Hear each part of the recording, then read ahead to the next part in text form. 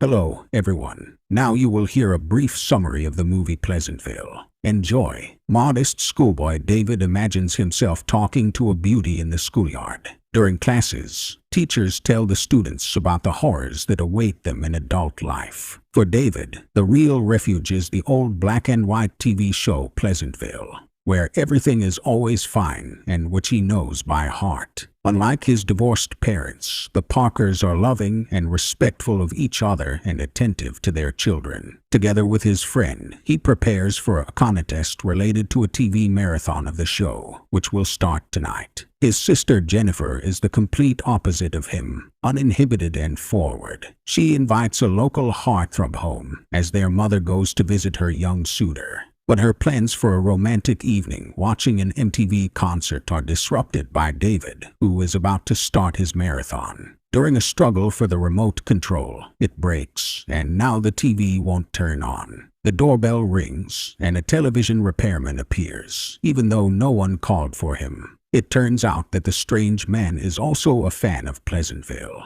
He sees how obsessed the young man is with the show and offers him a special remote control that provides a complete immersion effect. The struggle for the remote control resumes. David and Jennifer become synchronized with the TV show's brother and sister characters and magically find themselves on the other side of the screen. Now they are Bud and Mary Sue Parker, living in the idyllic 1952 American town. Mary Sue is upset about her colorlessness, and a mysterious TV repairman appears on the TV and tells them it's a gift for knowing the show so well. But then the old man becomes offended by their dissatisfaction and promises to return only when they change their behavior. The brother and sister are called to breakfast by their new mother, Betty. Their newlywed father, George, is already at the table, and their typical breakfast looks more like a buffet. The hellish mix of bacon, pancakes, ham, and maple syrup almost makes Mary Sue sick.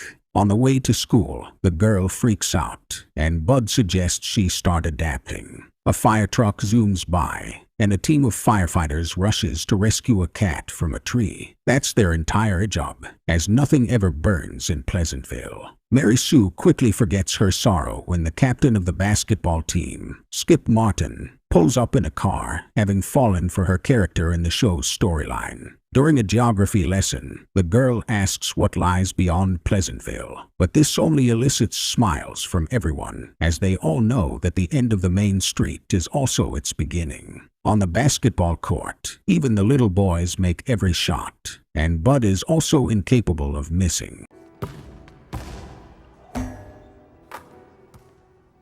After learning from him that Mary Sue might not go on a date with him, Skip becomes frustrated and unexpectedly misses a shot.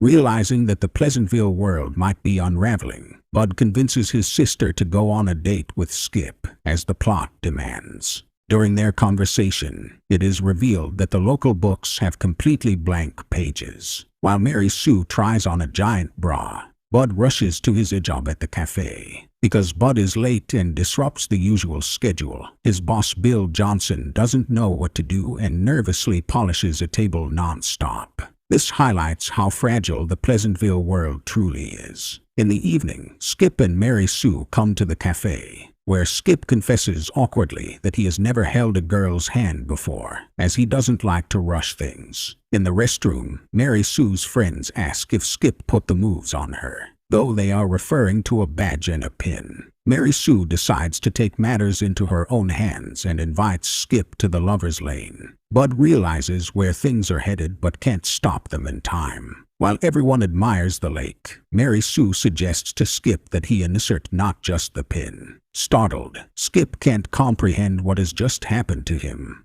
Bill knocks on the Parkers' door and boasts to Bud that he did things differently today. His gaze lingers a bit too long on Mrs. Parker. As Skip arrives home, he sees something remarkable: a red rose. The next day, he enthusiastically tells the team about what happened last night, and no player is able to score after that. Mary Jane teaches her friends new words, like cool, which also has consequences. At Lover's Lane that night, moans and groans fill the air. and the undefeated team suffers a crushing defeat. The town gradually gains color. Bill realizes the cyclical nature of his life and wants to change it. It turns out he's quite a talented painter. Men at the barbershop wonder how the basketball team with the motto "We will win" could lose, while women discuss the painful, colorful transformation of one of their daughters. Betty is curious about all these changes in the town, and she learns from her daughter what sex is. They don't do this kind of thing with her husband, so she learns from Mary Sue another way to get what she wants. She follows her advice, and the world around her immediately becomes colorful, and a tree in the yard even catches fire. Unfortunately, the firefighter doesn't know what a fire is. Since there were no cats around, with active help from Bud, they had to deal with the flames. Skip receives a bravery medal for his actions. Afterwards, Margaret rushes to him and gives him cookies, even though in the show's plot, she baked those cookies for another guy. Some young people are already painted from head to toe. In the cafe, everyone is curious about how Bud knew how to put out the fire. His answer that they did it that way in his old town confuses them all, as they have no concept of what's outside Pleasantville. And now they realize there are roads that don't loop back. The siblings tell the young people about various books, and the once empty pages fill with letters. After that, a huge line forms at the library. The men look at all this colorfulness and decide it's time to do something. The mayor visits George Parker and discusses the appearance of double beds in the town, as well as the fact that people are now quitting their disliked jobs. He then makes George a member of the town council. George asks his wife to make pastries, but Tanya declines. She's ashamed because she has also become colored. Her new embarrassing appearance helps her hide her son using gray makeup. Bud brings Bill an art album from the library, and Bill is thrilled to become acquainted with art. He regrets that he won't be able to use the same colors. Bud invites Margaret on a date, and she agrees.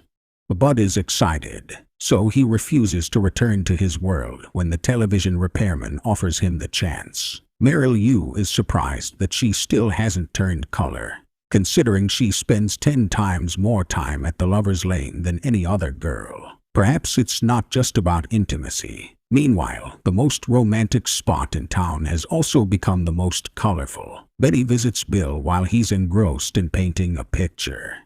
She's also amazed by the beauty of the painting and accidentally reveals her secret. The artist is very taken with her new appearance, bringing them closer together. As time goes on, Meryl Yu stops hanging out with Skip and prefers books. During their date, Bud tells Margaret about the dangers of the outside world, and she offers him an apple. Apples didn't used to grow in town. George has returned home, but there's no one to greet him. His wife is currently posing for Bill. At the same time, another incredible event occurs in town.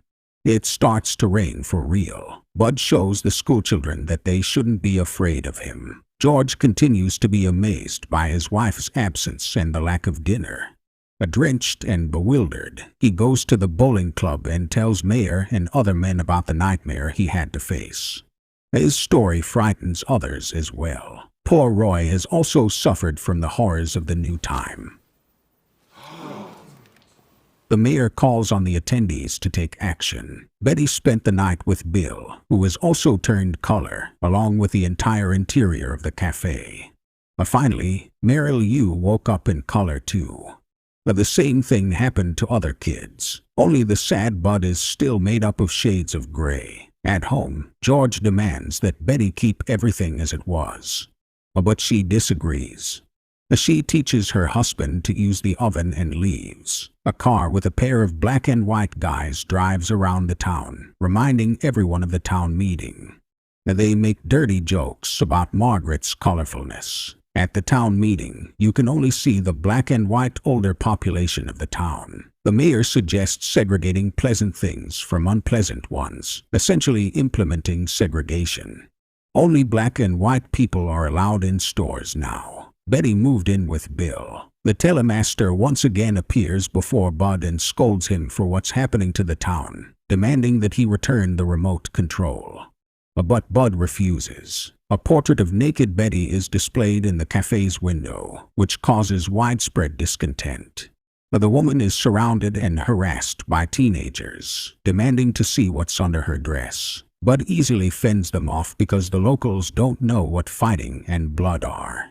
Immediately after that, he finally gains color. City conservatives smash the window with the portrait, break into the cafe, and wreck it.